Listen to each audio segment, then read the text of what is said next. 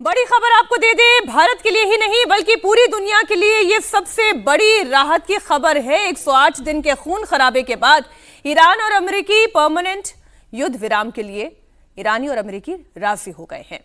दुनिया पर लगी हुई तेल बंदी हटाने का समय आ चुका है, यानी अमेरिका और ईरान के बीच युद्ध खत्म होने की परिस्थिति में आ गया है। बड़ी खबर यह है कि अमेरिका और ईरान पीस डील पर साइन करने के लिए तैयार है। तारीख आ चुकी है 19 जून और स्विट्जरलैंड के जिनेवा में दोनों देश पीस डील साइन करेंगे। ट्रंप ने दावा किया है कि स्ट्रेट ऑफ हॉर्मुज जहाजों की आवाजाही के लिए खोल दिया जाएगा। हॉर्मुज पर किसी भी तरह का कोई टोल नहीं लगेगा। ट्रंप ने समंदर में ईरान के खिलाफ लगी हुई अमेरिकन नेवी की नाकाबंदी को हटाने का भी आदेश जारी कर दिया है।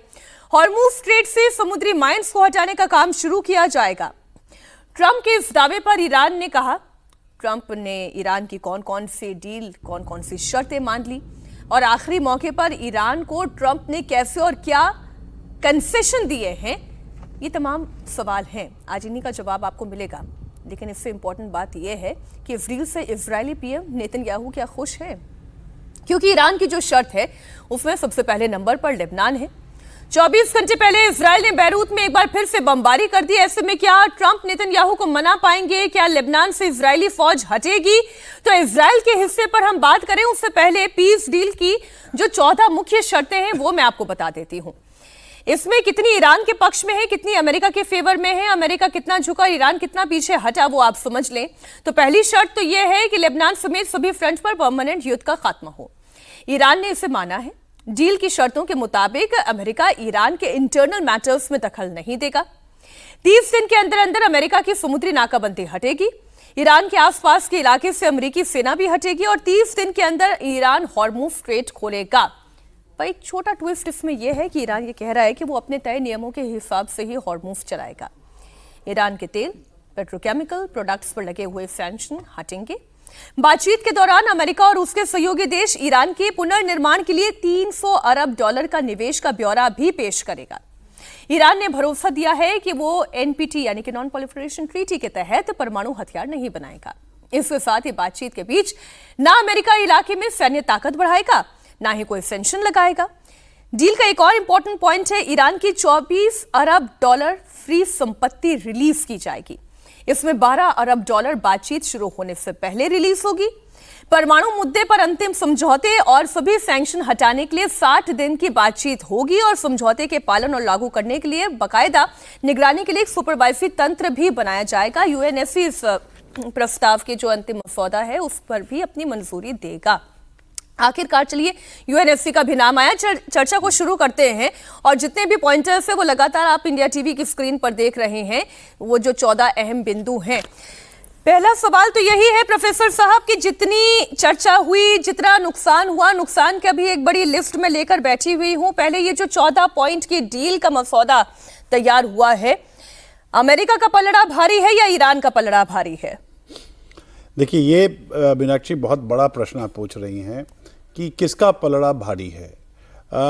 मुझे लगता है कि जो इस प्रकार की जब घटनाएं होती हैं और जिस पिछले 4 महीने से ये चलता रहा है, तो ये कोई जीरो सम गेम नहीं होता कि किसी एक की जीत हो जाती है और किसी एक का हार हो जाता है। इसको नॉन जीरो सम गेम के रूप में आप देख सकते हैं। ईरान की देखें तो ईरान को भी स्पष्टतः लाभ है और अमेरिका को भी, खास करके अमेरिका की जो व्यग्रता बढ़ती जा रही थी, खास करके जो युद्ध 10 दिन में समाप्त होने की जो उसकी ट्रंप की सोच थी वो नहीं हुआ। इसलिए एक तरह से देखें तो दोनों के लिए थोड़ा थोड़ा गेन है। ये जरूर मैं कह सकता हूं कि आगे आने वाले समय में इजराइल इस पर किस प्रकार से अपने वक्तव्य रखता है या इजराइल की क्या मंशा और सोच होगी, उस पर कुछ बातें की जा सकती है। लेकिन मोटे तौर पर सबसे बड़ी बात जो ये है कि ये इस पूरे क्षेत्र में जो जिस प्रकार से अस्थिरता आ गई थी, इस पूरे क्षेत्र में खास करके जो ग्लोबल ऑयल सप्लाईज है, जो वैश्विक स्तर पर मेरे ख्याल से इस हॉर्मुज की स्ट्रेट से विश्व के सारे टोटल शिपमेंट्स का 1/5 भाग जो है वो इसी से क्रॉस करता है। तो मुझे लगता है कि उसमें थोड़ी स्थिरता आएगी। आप देखिए आज सूचकांक बढ़ रहा है, भारत में भी जो आपके स्टॉक मार्केट्स हैं उनमें उछाल आता जा रहा है। तो मुझे लगता है सबसे बड़ी जीत तो वैश्विक स्तर पर जो शांति प्रिय नागरिक हैं, जो समृद्धि को आगे बढ़ाना चाहते हैं, जो अपने जीवन में बदलाव लाना चाहते हैं, सबसे बड़ी जीत तो उनकी है। मैं नुकसान की लेकिन बात कर लेती हूं। एक सेकंड और बात मैं कर लूं। देखिए, जब भी इस प्रकार के डील्स होते हैं तो उसको जो अंतर्राष्ट्रीय संबंध का लिटरेचर है उसको हम फंक्शनलिज्म कहते हैं। फंक्शनलिज्म का मतलब होता है कि पीस बाय पीस, अर्थात शांति खंडों से होती है, टुकड़ों टुकड़ों से ही आप जोड़ जोड़कर आप एक जो व्यापक शांति है उसको प्राप्त कर सकते हैं। लेकिन ये नहीं हो सकता कि एक ही डील में सारी बातें हो जाएंगी और विश्व जो है एकदम अचानक जहां नेगेटिविटी चल रही थी वहां अचानक पूरी पॉजिटिविटी आ जाएगी। ये थोड़ा मुश्किल है। लेकिन दो मुख्य बातें हैं। सर, जहाज का इंजन चलने वाला है, ये बात समझ में आ रही है। अमेरिका का ब्लॉकेड हटने वाला है। ईरान भी धीरे धीरे कदम पीछे हटाने जा रहा है। एनपीटी पर राजी वो हो गया है, लेकिन वो ये कैसे हो पाया उसका एक छोटा सा मैं पहले जो डेटा लेकर बैठी हूं सचिन जी वो दे देती हूं, फिर आपके पास आती हूं। पेंटागन ने जो अनुमान लगाया कि इस पूरे युद्ध के दौरान अमेरिका को कितना नुकसान हुआ वो मैं आपको बता दूं। इस पूरे सैन्य अभियान की लागत 29 अरब डॉलर के करीब और उससे भी ज्यादा बढ़ने की संभावना, यानी कि 360 अरब डॉलर से लेकर 1 ट्रिलियन डॉलर तक जा सकती है अगर यह युद्ध लंबा और खिंचता है। यह अमेरिका का डर था। फिर 20 अमेरिकी सैन्य ठिकानों को सीधा सीधा नुकसान पहुंचा है। 42 लड़ाकू विमान, हेलीकॉप्टर, आधुनिक ड्रोन जिसमें MQ-9 रीपर, F-35 और F-15E मार गिराए गए। कई गंभीर रूप से क्षतिग्रस्त भी हुए।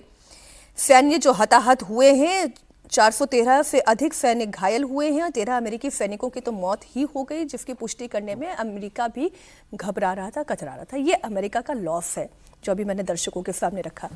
इसने अमेरिका को बाध्य कर दिया। देखिए, इसने तो बाध्य किया ही, और जैसा अभी बता रहे थे चंद्रचूड़ जी कि इसके अलावा आप देखिए कि इस युद्ध का नुकसान जो है, आर्थिक नुकसान पूरी दुनिया उठा रहा था।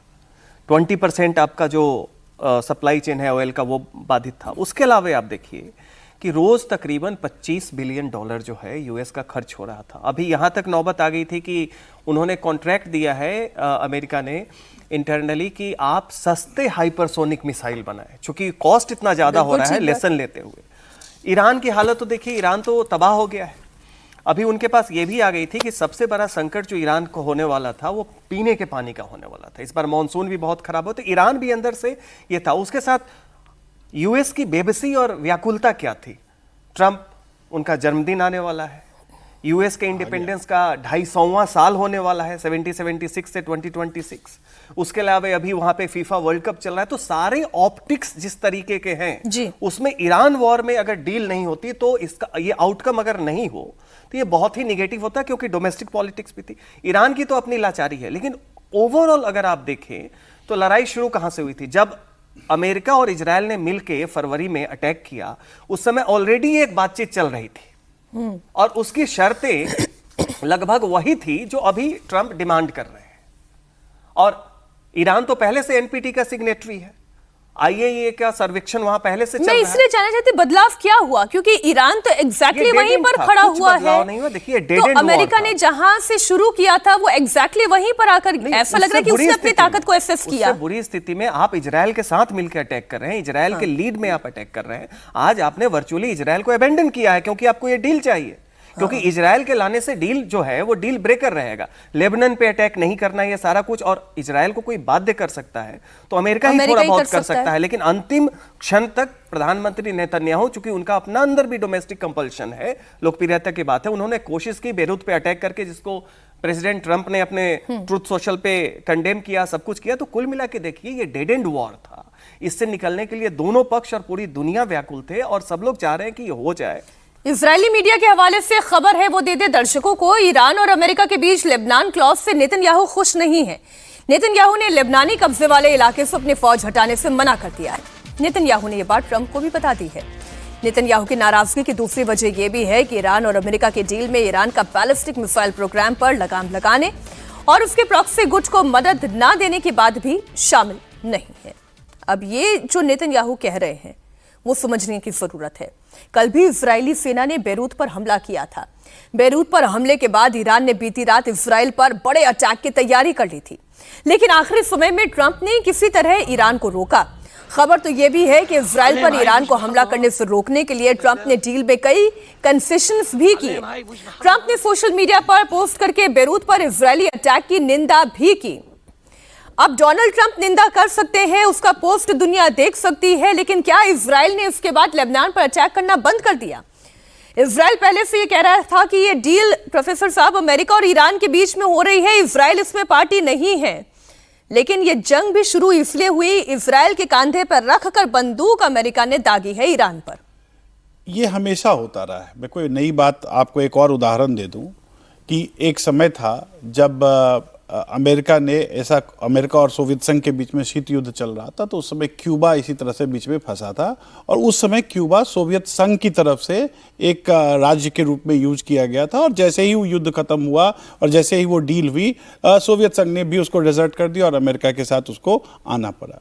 मेरे ख्याल से इजराइल को अगर आप देखें तो इजराइल की सबसे बड़ी आवश्यकता क्या रही होगी? इजराइल हमेशा चाहता होगा कि ईरान में रेजीम चेंज हो जाए।